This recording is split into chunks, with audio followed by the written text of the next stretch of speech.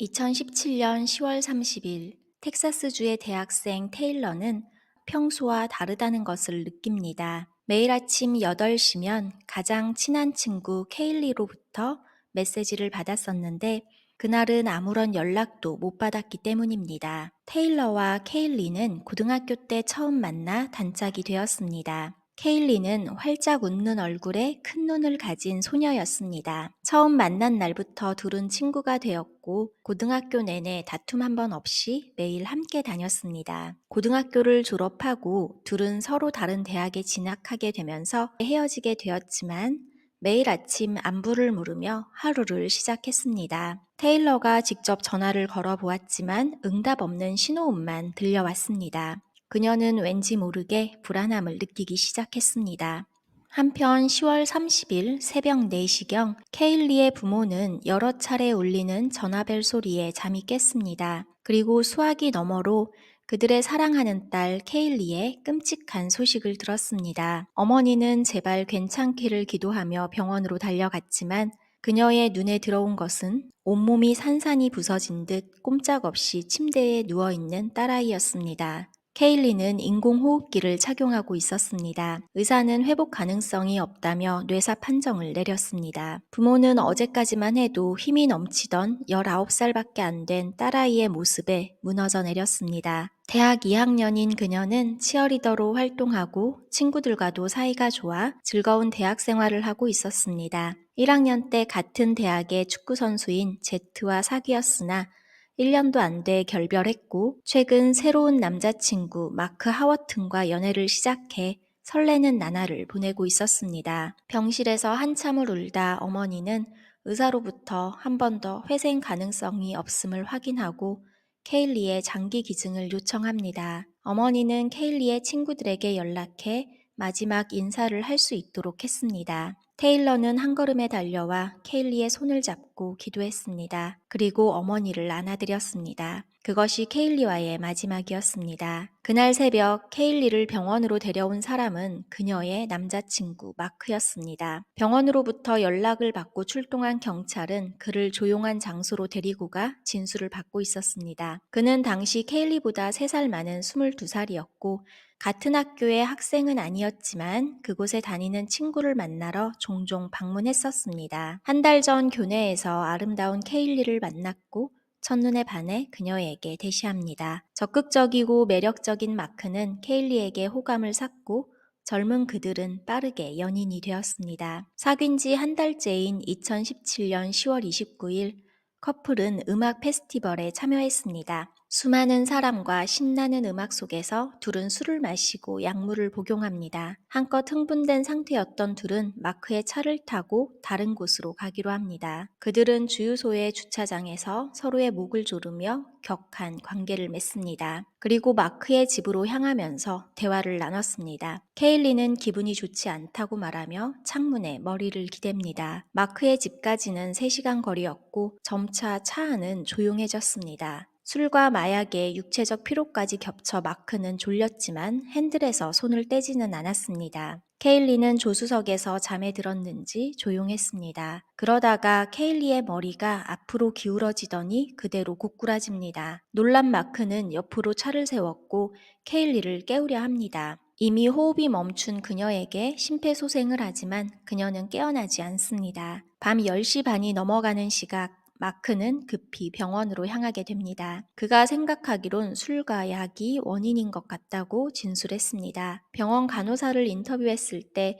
11시가 다 돼가는 시간에 마크가 급히 들어왔다고 했습니다. 그는 자동차로 이끌었고 조수석 문을 열었을 땐 이미 호흡이 멈춘 케일리가 있었습니다. 그녀의 상의는 가슴까지 말려 올라가 있었고 바지는 발목에 내려간 반나체 상태였다고 합니다. 목과 허벅지에는 멍이 들어 있었습니다. 마크는 격한 관계로 생긴 흔적이라고 했고 경찰은 약물에 의한 급성 중독으로 보고 사건으로 생각하지 않았습니다. 케일리의 부모는 어쩔 수 없는 사고로 받아들이며 딸을 가슴에 묻기로 합니다. 하지만 부검에 들어간 케일리의 시신은 다른 말을 하고 있었습니다. 부검이들은 전신에 붉은 자국, 타박상과 긁힌 자국들을 발견하면서 합의한 관계가 아닌 일방적인 성폭행에 의한 상처일 가능성이 높다고 의견을 냈습니다. 케일리의 부검 보고서는 약물 사고가 아니라 외력에 의한 두부 외상으로 사망했다고 발표했습니다. 마크는 살인 혐의로 기소됐고 2019년 12월에 재판이 열렸습니다.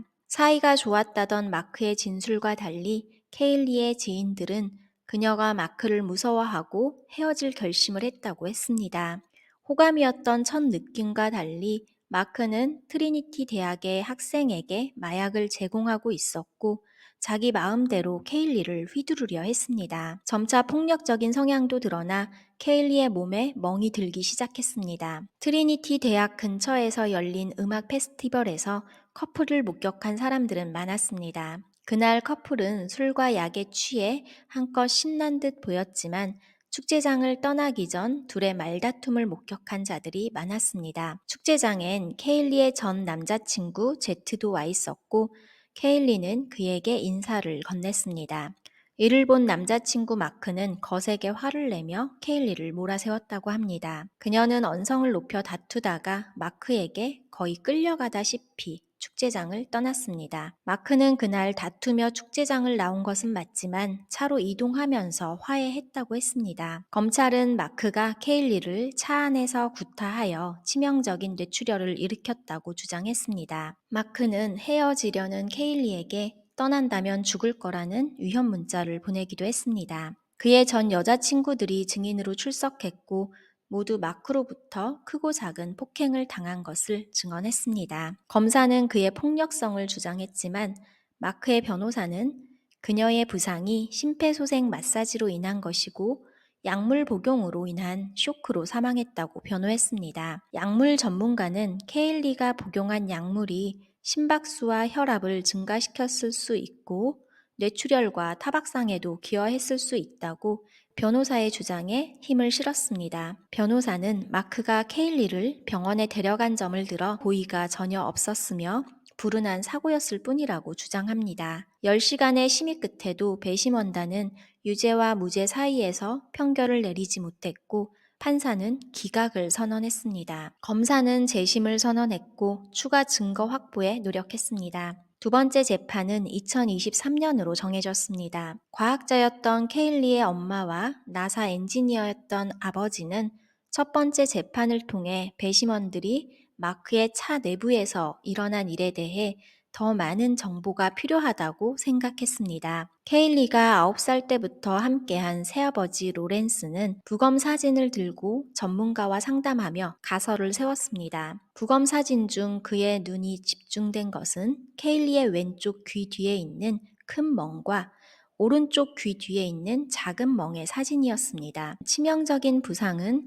마크가 운전석에서 손을 뻗어 케일리의 왼쪽 귀를 때리고 그녀의 머리를 창문과 자동차의 잠금 버튼에 부딪혔을 때 발생했다고 생각했습니다. 실제로 케일리가 사망한 날 녹음된 경찰과의 인터뷰에서 마크는 자신이 그렇게 했다는 것을 인정했지만 재판에서 공개되지 않았습니다. 차 안에서 몸싸움이 있었냐는 질문에 마크는 그녀를 밀었고 한 번은 창문에 부딪혔다고 답했습니다. 마크는 2018년에 자동차를 판매했습니다. 부모는 새 소유자를 추적하여 딸이 치명상을 입은 그 자동차를 사들였습니다. 케일리의 부모는 법정에서 자신의 이론을 입증하기 위해 비디오로 만들기로 했습니다. 그들이 직접 재현한다면 편향된 것으로 간주할 수 있다고 생각해 마크와 케일리의 체형과 비슷한 두 명의 배우를 섭외했습니다. 부부가 시뮬레이션 해봤을 때 차 안에서 마크의 일방적인 폭행이 이뤄졌고 케일리의 왼쪽 귀를 때렸을 때 그녀는 오른쪽 머리를 조수석 잠금 장치에 부딪히며 치명상이 발생했을 것으로 보았습니다. 부부는 이 재현 비디오를 제출해 배심원단에 어필하려 했습니다. 케일리가 사망한 지 5년이 지나서 2023년 5월 두 번째 재판이 열렸습니다. 5년간 자유의 몸이었던 마크는 다시 법정에 출석합니다. 검사는 케일리의 얼굴을 너무 세게 때렸기 때문에 그녀의 뇌가 두개골에서 벗겨져 나갔다고 말했습니다. 케일리의 뇌에 피가 흐르는 모습을 보여주는 생생한 부검 사진을 공개했습니다. 케일리의 부모가 돈과 시간을 들여 배심원에 보여주려 했던 영상은 결국 증거로 채택되지는 못했으나 이미 마크의 폭력으로 인한 사망에 무게가 실렸습니다. 마크의 변호사는 그가 남자친구로서 다정했는지 아닌지가 중요한 것이 아니고 살인의 의도가 있었는지를 생각해달라며 마지막 호소를 했습니다. 배심원단은 회의 끝에 마크에게 고의 살인에 대해서는 무죄를 내렸습니다. 그러나 마크의 심각한 폭행으로 케일리가 사망했다는 것에 의견을 모았고 최소 2년에서 최대 20년의 징역을 요청합니다. 판사는 폭행으로 인한 사망의 최대 형량인 20년을 선고했습니다. 마크 하워트는 형량의 절반이 지나는 2033년부터 가석방 신청이 가능합니다.